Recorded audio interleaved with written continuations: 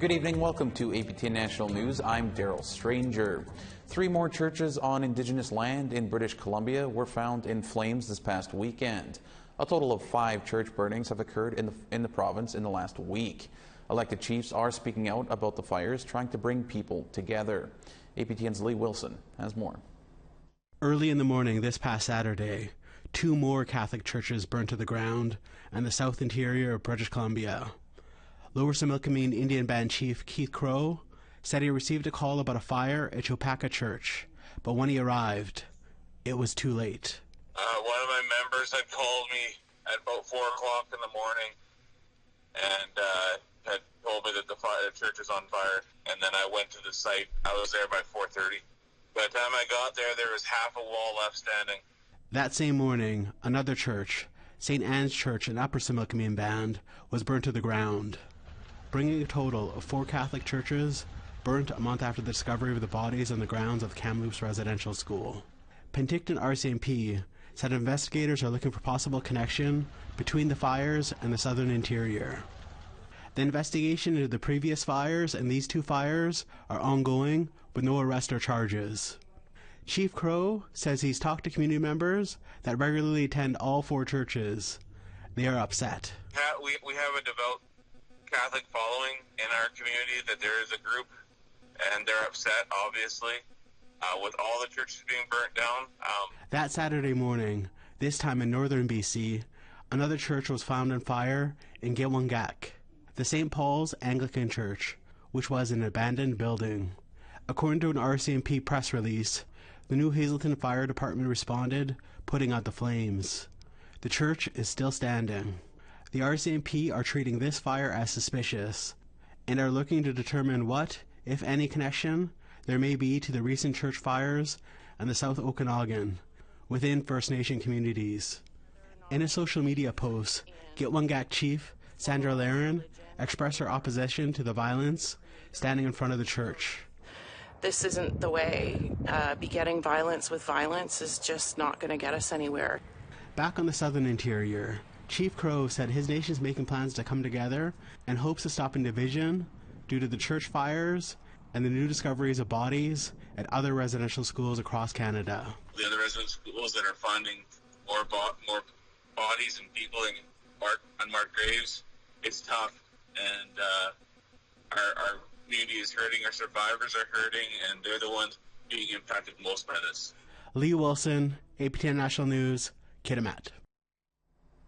A special memorial was held over the weekend at the site where 751 graves were found on the Cowessess First Nation. APTN's Tina House has just returned from there and has this story.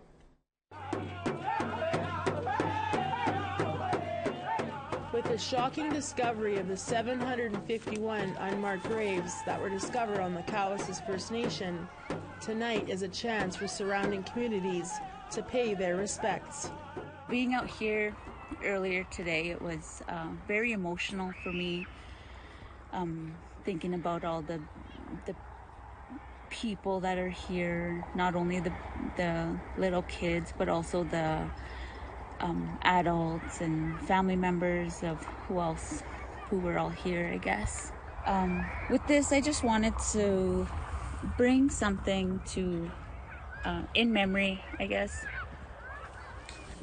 And as day turns to night, the solar lights start to light up the graves of those that have been lost in time and nearly forgotten about until now. Many of the graves are believed to be children who attended the former Marieval Indian Residential School, which was established in 1898 to 1997. For former student Miranda Desjardins, now 65 years old, it's an emotional experience to see so many lights that illuminate the unmarked graves. It's actually makes my heart like it really hurts emotionally. And even driving down here today, like my boss was good enough to give me time off because I was supposed to be working tonight. And then when she found out what was happening here, she's Miranda, she said, "You better go home," she says. Go spend time with your community.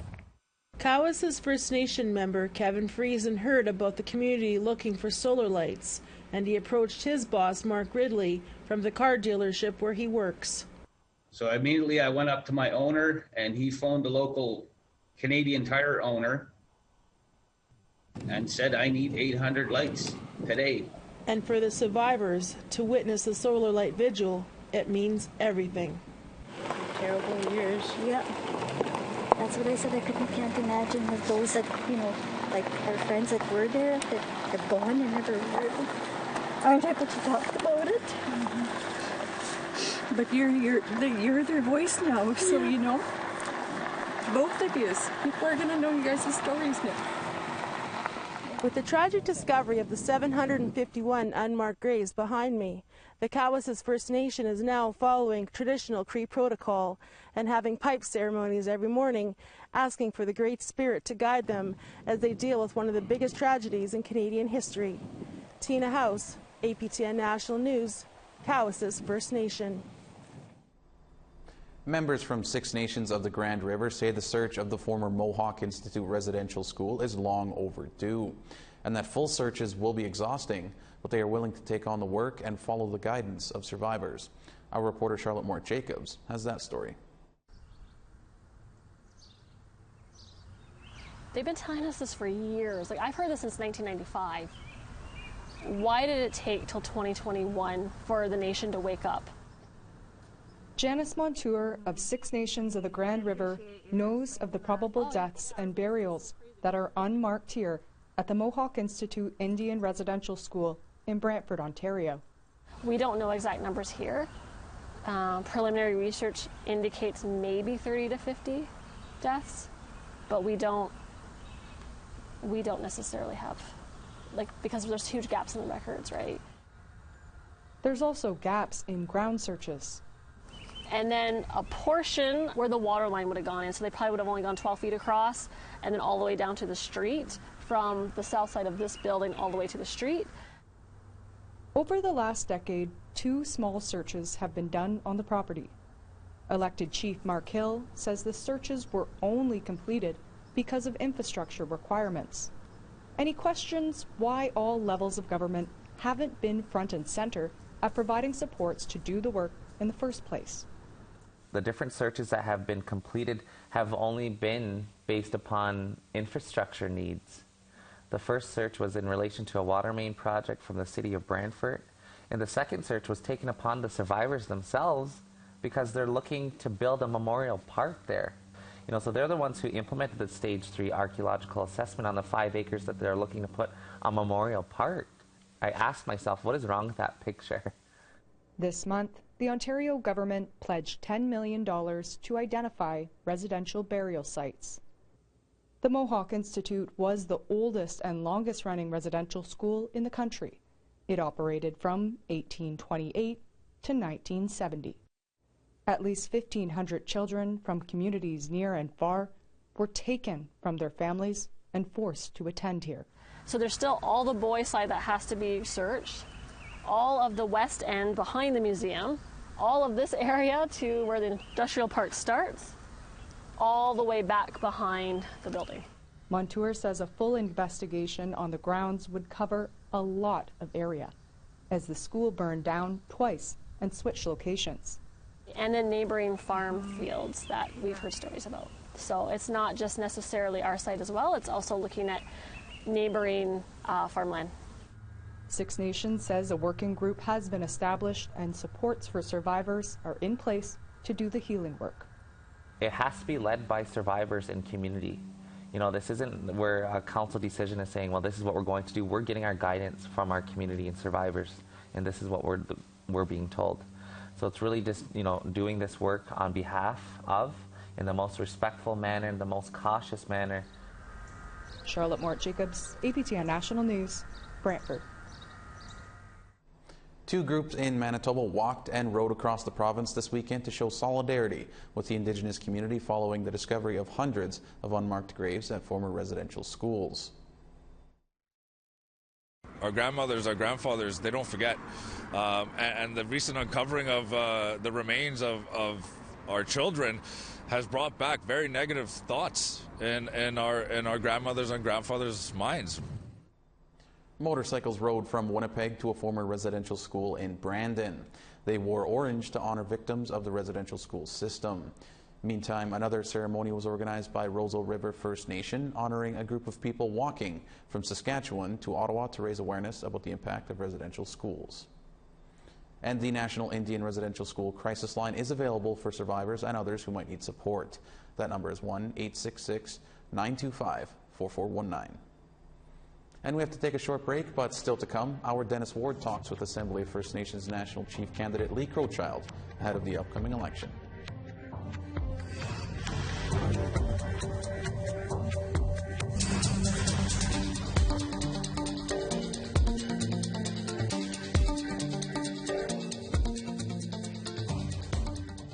Welcome back. The race for National Chief of the Assembly of First Nations is well underway. Following 2 terms at the helm, Perry Bellegarde has decided not to seek a third 3-year term. APTN News is going to be speaking with all of the 7 candidates vying for the job ahead of the July 7th virtual election. Today we'll hear from former Tsuut'ina Nation Chief Lee Crowchild, who spoke with host Dennis Ward earlier. Lee, thanks for being with us. Why have you decided to run for National Chief of the Assembly of First Nations? Well, thank you for the call, first of all. Why I decided to run for AFN? It was actually something that came to me back in October. It was just a voice. I'm in my daily meditations, and his voice came on and says, "You need to put your name forward." And it took me a lot of weeks to sit with that. And finally, I called up my daughters and their husbands, and I sat down and says, "Tell me the experiences of when I was the sitting chief for Tsuut'ina. What was it like for you?" And so they were honest. And they told me everything about what it was like. Most importantly, they says, the one thing that you kind of forgot is your grandsons. They know you as their Issa or grandfather, but they don't really know you. And in the past month since you've been away from politics, they've gotten to know you. And that was their most important thing. And they said, after this, from this point down, you got to do what you have to do. I over the months, I talked with lots of people.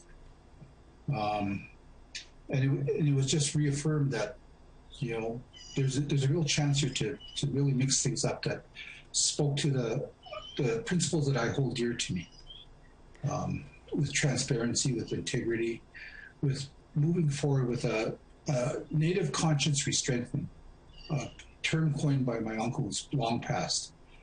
And I understood what he was talking about at that time. That was in the days of the American Indian movement. And he says, we need to re-strengthen ourselves.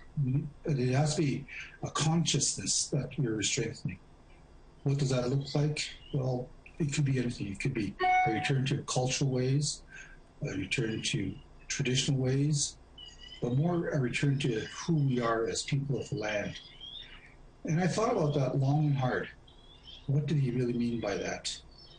And I began to think, he passed away before the 82 Constitution came along.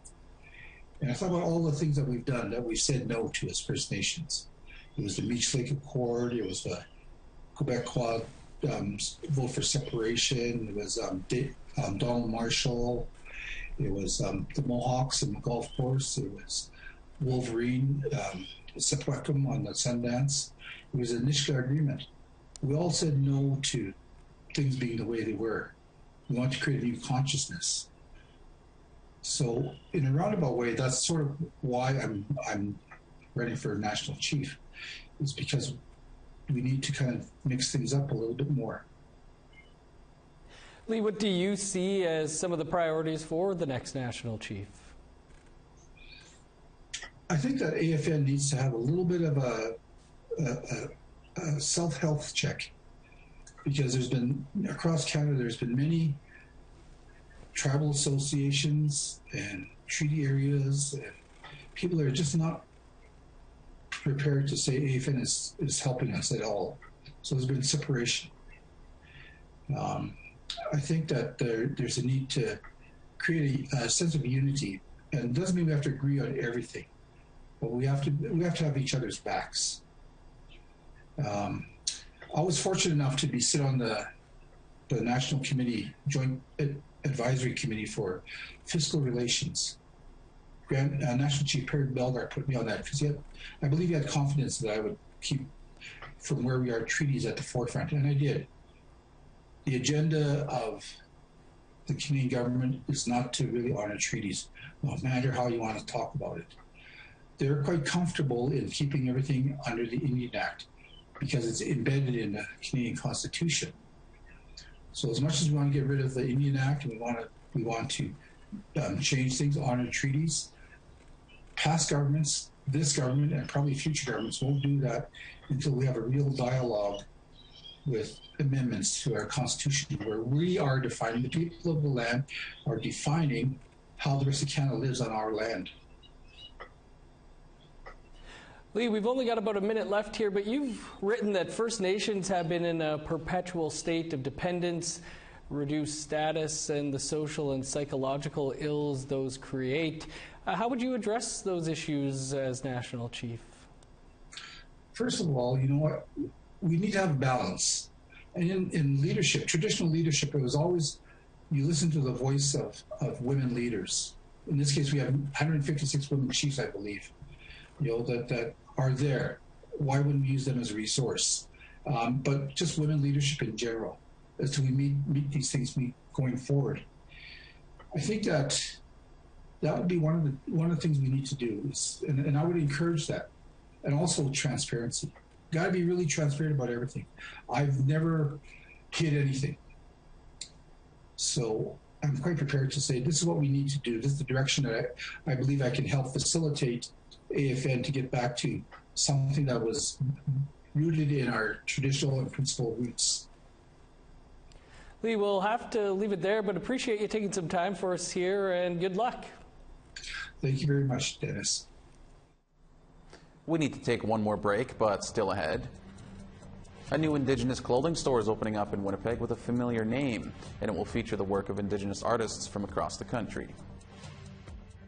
We're working with Indigenous artists, and some of them are grassroots, and love the exposure opportunity because we do have a marketing plan for them as well to create exposure for their talents.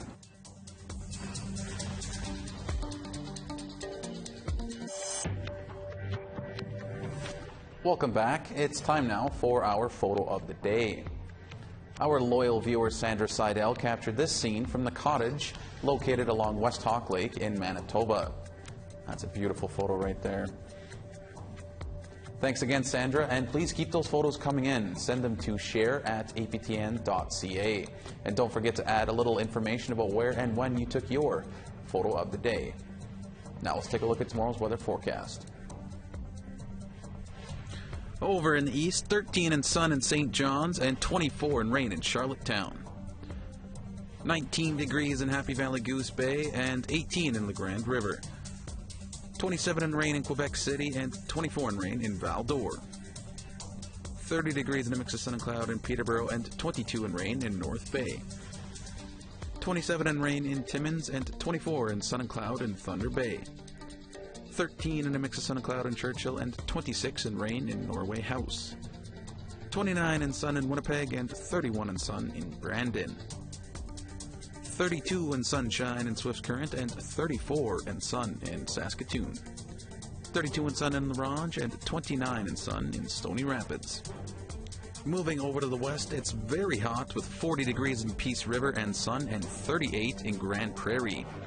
37 in sun in Calgary and 32 in sun in Lethbridge. 34 in sunshine in Vancouver and 40 degrees in Quesnel. 32 in a mix of sun and cloud in Dease Lake and 38 in Prince George. 27 in sun and cloud in Whitehorse and 32 degrees in Watson Lake.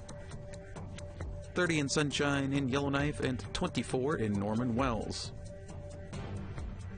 24 in a mix of sun and cloud in Colville Lake and 25 in Fort McPherson. 14 in a mix of sun and cloud in Baker Lake and 12 degrees in Chesterfield.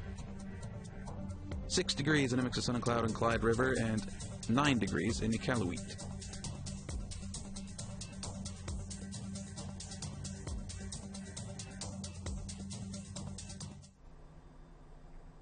A new Indigenous-owned clothing store is opening in Winnipeg, and its name and apparel is sure to draw plenty of attention. Here's that story.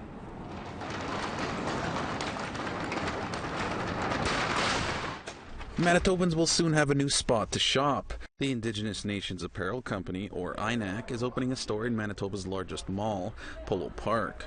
Something owner Michelle Cameron says is long overdue. We felt it was a need that was there. For me, it's really important that we're represented in every way, shape, or form. For me, as an Indigenous person and pretty much all of my staff, there's no place you can go mainstream like in a mall where you can find Indigenous-inspired apparel. So I thought it was really important that we fill that need and open up a store in the mall. INAC is a sister store of Cameron's other business, Dreamcatcher Promotions, which makes promotional products in apparel and trade shows, among others. She said challenges from the pandemic forced changes to her original business model. During the pandemic, we had to change how we did business to cater to more of the retail side because things were closed. You know, people weren't having conferences, having events, which is what we do mostly. So we've had to convert more to a retail component, and I really wanted to focus on getting back to what we actually do at Dreamcatcher Promotions, and I thought it would be really cool to come up with a retail store in the mall. Once a month, INAC will also feature Indigenous artists from across the country who will promote their work through limited editions of fashion clothing. We're working with Indigenous artists, and some of them are grassroots, and love the exposure opportunity because we do have a marketing plan for them as well to create exposure for their talents, and to bring it in such a visible place is really great, and I think that it applies to everyone. Everyone can appreciate artwork. Everybody can wear artwork and be a fan. Cameron from Peguas First Nation said the name is meant to bring positivity. I wanted to come up with a name that was really cool, you know, something trendy, kind of cheeky at the same time, you know, and INAC was always perceived as something negative, and you know, we wanted to take it back and turn it into something positive, so we turned it into Indigenous Nations Apparel Company. The store is at the Polo Park Mall in Winnipeg with a soft launch June 28th and the grand opening June 30th. Daryl Stranger, APTN National News, Winnipeg. I'm sure the INAC store will attract plenty of customers. That's all we have for you on this edition of APTN National News. For more Indigenous news, you can visit our website at aptnnews.ca. I'm Daryl Stranger. Have a great night.